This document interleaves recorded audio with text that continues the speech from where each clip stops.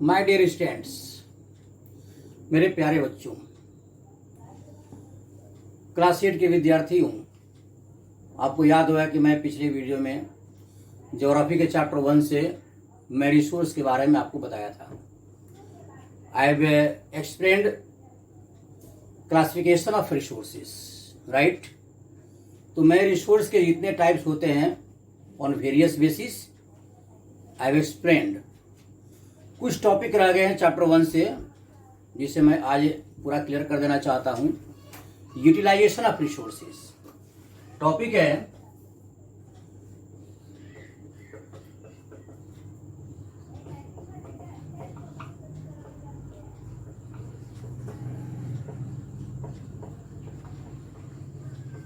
Utilisation of resources second.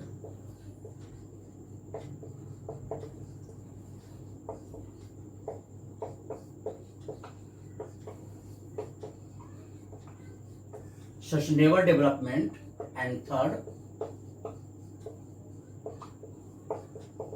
conservation, right? First, I would like to explain about utilization of resources. ये क्या है? आप जानते हैं, आप देखते हैं अपने इन्वायरमेंट में कि नेचर ने हमें कितना मूल्यवान, कितना वैल्यूएबल गिफ्ट दिया है। We have get different gifts, very valuable gifts from nature, like water, various gases in the atmosphere, land, soil, minerals, rocks, forests, so many things have been given by nature. ठीक, ये तो natural उपहार हैं, they are natural endowments. इन उपहारों को, इन gift को हम transform कर दिए हैं। मनुष्य क्या किया है? नेचर के द्वारा दी हुई सभी चीजों को यूजेबल थिंग में बदल दिया है, right. We have transform the natural endowments, natural gifts into resources, right. आप जानते हैं कि बिना परिश्रम का तो कुछ होता नहीं है। You know, without labour we can't do, without putting efforts. जब तक एफर्ट्स नहीं करेंगे, प्रयास नहीं करेंगे, कोशिश नहीं करेंगे, मेहनत नहीं करेंगे, परिश्रम नहीं करेंगे, तो हम कुछ नहीं कर सकते सर्वाइव करने के लिए। यदि आप चाहते हैं धरती पर सर्वाइव करना, तो कुछ तो करना पड़ेगा। तो नेचुरल गिफ्ट्स को हम यूजेबल रिसोर्स में बदलने के लिए क्या करते हैं? कुछ प्रोसेस करते हैं। थ्रू सेवरल प्रोसेस से we transform natural gifts into usable resources, usable things through different processes. तो डिफरेंट प्रोसेस से हम नेचुरल गिफ्ट को हम ट्रांसफॉर्म करते हैं और उसका यूज करते हैं। जैसे एग्जांपल मैं दे रहा हूं, forest, we know that forest are the best resource, one of the best resources. Forest से हम पेड़ पौधे काटते हैं, पेड़ काटते हैं यदि फर्नीचर बनाना है तो। When we have to manufacture variety of furnitures, जंगल जाते हैं, जंगल से पेड़ों के लकड़ियाँ काटते हैं, उसको लॉक्स के रूप में छोटे छोटे टुकड़े काट कर फिर हम क्या करते हैं? मैन्युफैक्चरिंग सेंटर पर लॉक्स को लाते हैं, टुकड़ों को लाते हैं, फिर डिफरेंट प्रोसेस से क्या बनाते हैं? फर्नीचर बनाते हैं, राइट। उसी तरह से कॉटन क्या होता है? कॉटन जो क्रॉप होता है, cotton raw material, raw cotton से क्या बनाते हैं? कॉटन यार्न बनाते हैं। पहले यार्न बनता है, फिर यार्न के बाद क्या बनाते हैं?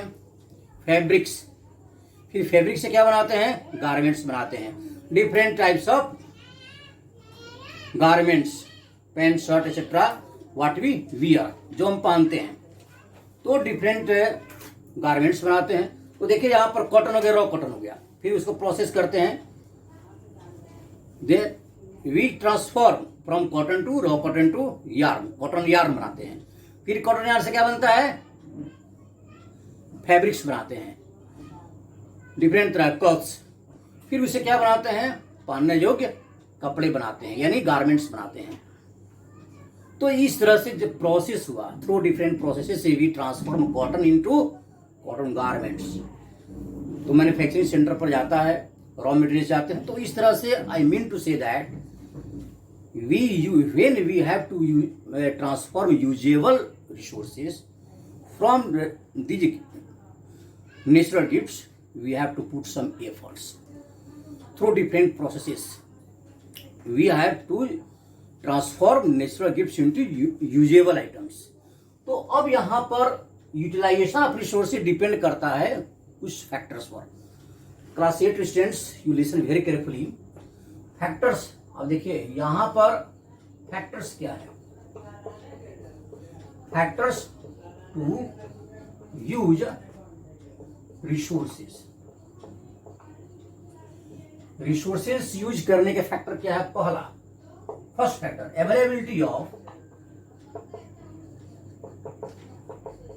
Availability of resources. Availability of resources. Second point, skills of human beings. Third point, advancement of technology. Technology, tools, machines, etc. Fourth, availability of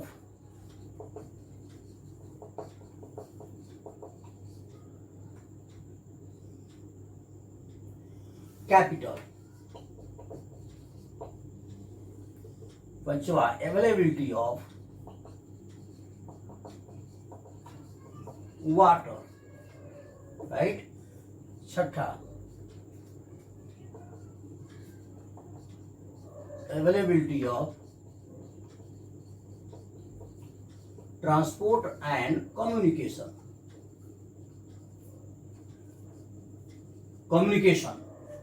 Last point, last factor, availability of transport and communication, right? So they are the factors: availability of resources, skills of human beings, advancement of technology, availability of capital, availability of water, and availability of transport and communication. So they are the factors on which utilization of resources depend. इनसे सबसे पहले मैं I would like to explain about availability of resources. किसी भी, suppose मान लीजिए कि हमें पीने के लिए पानी की आवश्यकता है. Suppose we need water for drinking, for domestic work, for watering plants, for bathing, for irrigating crops.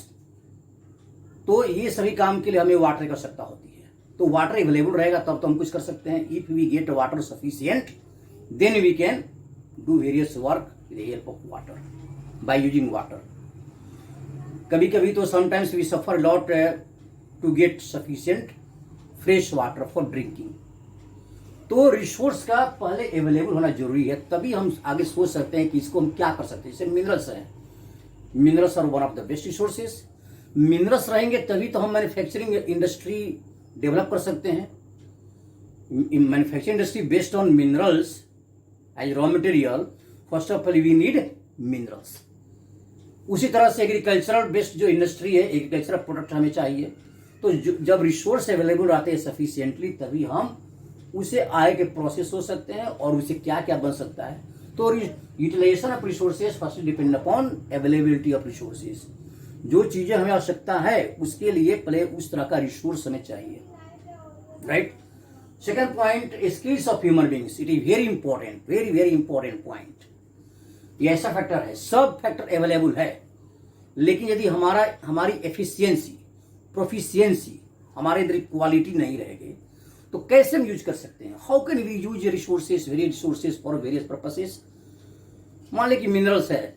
अब मिनरल का यूज हम कैसे उसका प्रोसेसिंग कर सकते हैं, कैसे पहले प्रोडक्शन कर सकते हैं, प्रोसेसिंग कर सकते हैं मैन्युफैक्चरिंग इंडस्ट्री में. इसके लिए हमारे अंदर एफिशिएंसी होनी चाहिए, स्किल होने चाहिए. कोई भी चीज बनाने के लिए, जैसे कुम्हार है, कुम्हार मिट्टी का बर्तन बनाता है तो वह उसके अंदर स्किल है कि वह मिट्टी के कौन से बर्तन बना सकता है. तो first of all he needs skill for making various pots by using soils. वह गीले मिट्टी से वह बनाता है डिफरेंट तरह चीजें. हमें कोई भी छोटा काम हो या बड़ा काम हो, पर हमारे अंदर स्किल होना चाहिए. As per availability of skill, development of skill. जैसे विद्यार्थियों को, आप विद्यार्थी सब पढ़ते हैं, आपके अंदर जब स्किल रहेगा तो you can do various works. Teacher के पास स्किल रहेगा तो वह टीचर जो है पढ़ाने की जो कला जब रहती है, स्किल में क्या होता है? कौशल, कला, काम करने के का तरीका, ढंग, a good manner for doing work, skill होता है। तो हमारे अंदर काम करने का ढंग रहेगा सही तो हम कुछ भी कर सकते हैं। इसके लिए वेरी इंपॉर्टेंट है। रिसोर्स अवेलेबल है लेकिन रिसोर्स यूज करने का तरीका हमारे पास नहीं है। How to use resources in the best way, ये तरीका नहीं है, रिसोर्स की यूज नहीं कर सकते हैं। थर्ड पॉइंट क्या है? Advancement of technology. आज के युग में टेक्नोलॉजी बहुत इंपॉर्टेंट है। ये टेक्नोलॉजी है जो कि आज इस कोरोना पेंडेमिक में ऑनलाइन पढ़ाई हो रही है, ऑनलाइन बहुत से काम हो रहे हैं, ऑफिस का काम ऑनलाइन हो रहा है, टीचिंग वर्क आज तो पूरे वर्ल्ड में ऑनलाइन बच्चे पढ़ रहे हैं, टीचर पढ़ा रहे हैं। कैसे? How it possible? It has been possible only due to development of technology. Technology is for each and every work. Agriculture में टेक्नोलॉजी चाहिए, माइनिंग एरिया में टेक्नोलॉजी चाहिए, मैन्युफैक्चरिंग में टेक्नोलॉजी चाहिए। कहाँ नहीं टेक्नोलॉजी? तो हमारा solar sun is providing so much amount of enormous amount of energy. Technology रहेगा तो हम सन से सोलर एनर्जी डेवलप करके बहुत से काम कर सकते हैं। Tidal energy, geothermal energy, wind energy, solar energy, क्या nuclear energy, all the sources of energy depends upon technology. Technology रहेगा तो राजस्थान और गुजरात में इतनी पोटेंशियलिटी है विंड एनर्जी और सोलर एनर्जी का, we can develop the energy source of energy. तो टेक्नोलॉजी सब जगह, each and every work today in modern era, technology very very important. Availability of capital, capital नहीं रहेगा कैसे हम कर सकते हैं? मान लो कि आपको मैन्युफैक्चरिंग इंडस्ट्री कहीं स्थापित करना है, तो in order to establish manufacturing industry सबसे पहले उसको मिनरल रॉ मटेरियल चाहिए। अब जैसे आयरन इंडस्ट्री के लिए raw material coking coal, iron ore, manganese, limestone, dolomite, बहुत तरह के रॉ मटेरियल चाहिए, लेबर फोर्स चाहिए, मशीनरी चाहिए, and for management of all the things huge capital required. जब तक सफिशिएंट पूंजी नहीं रहेगी, कैपिटल मैंने क्या होता है? पूंजी। जब तक सफिशिएंट पूंजी नहीं रहेगी, कैपिटल नहीं रहेगा, how can we establish any industry, either small scale industry और लार्ज स्केल इंडस्ट्री।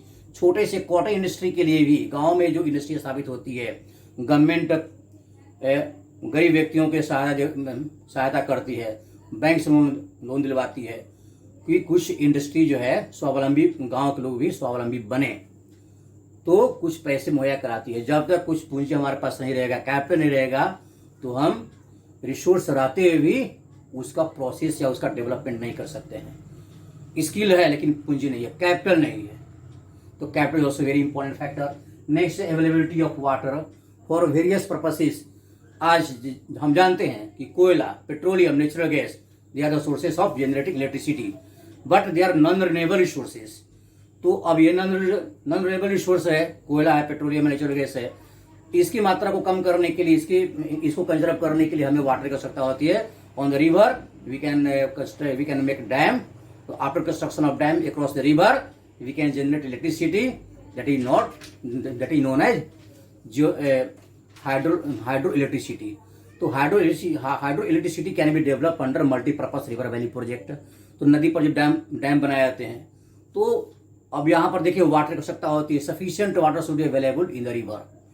जब नदी में पानी पर्याप्त रहेगा तब वहाँ पर वाटर यानी hydro electricity, hydro power generate किया सकता है। इस तरह से फॉर वेरियस पर्पसेस, एग्रीकल्चर के लिए, ठीक है, एग्रीकल्चर के लिए, और for industrial sector, for domestic work, for so many things, so many work, water is very important factor. And last, availability of transport communication. मान लीजिए कहीं पर कोयला का प्रोडक्शन हो रहा है, आयरन का प्रोडक्शन हो रहा है, मैन्युफैक्चरिंग सेंटर पर जाना है, without availability of transport, how it can be carried, how the raw materials can be carried to the manufacturing centre from producing area.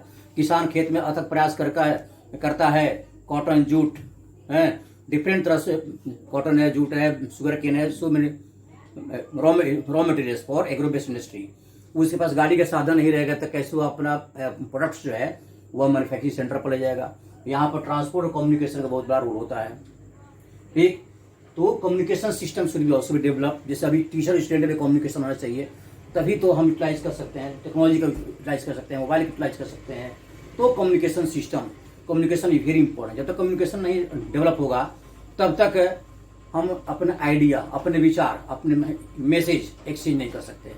ठीक, तो all the factors are very important for utilisation of resources. Next है, ठीक बच्चे, now